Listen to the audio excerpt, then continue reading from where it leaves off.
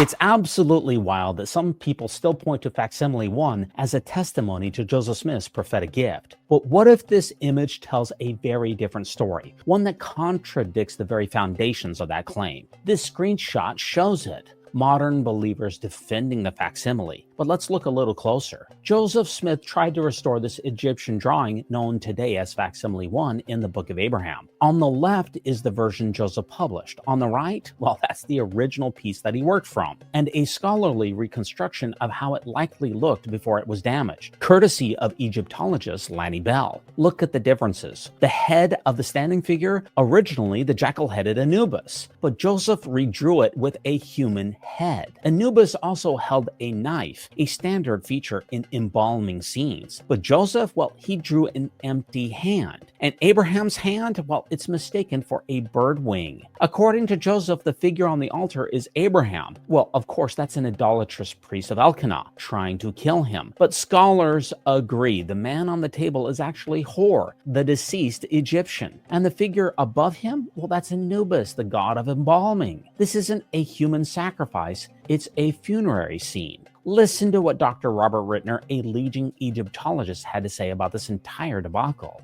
If you took a painting of Madonna and Child and you tore off the heads of both figures and you replaced them with a dog and a cat, it would be as obvious to us now that this is as wrong as the replacing of the clearly jackal head with a human head on this Egyptian piece. In the same way, we know that those figures would, never under any circumstance, hold a knife. And that's critical. Because if you take the knife away, you take away the story. So what's the bottom line here, folks? Joseph Smith took a damaged Egyptian funerary scene and reimagined it into a story about Abraham nearly being sacrificed. But nothing in the original artwork or in Egyptian tradition supports any of this. This isn't Abraham. It's not a sacrifice. It's not a burial. Joseph didn't translate it. He repurposed it. 3 quick takeaways. First, if Facsimile 1 is a testimony to anything, it's how belief can shape perception, even when the evidence says otherwise. Second, look how easy it is for people to believe absolutely anything to confirm the a priori assumptions. And third, Latter-day Saints reject obvious truths in favor of laughable lies.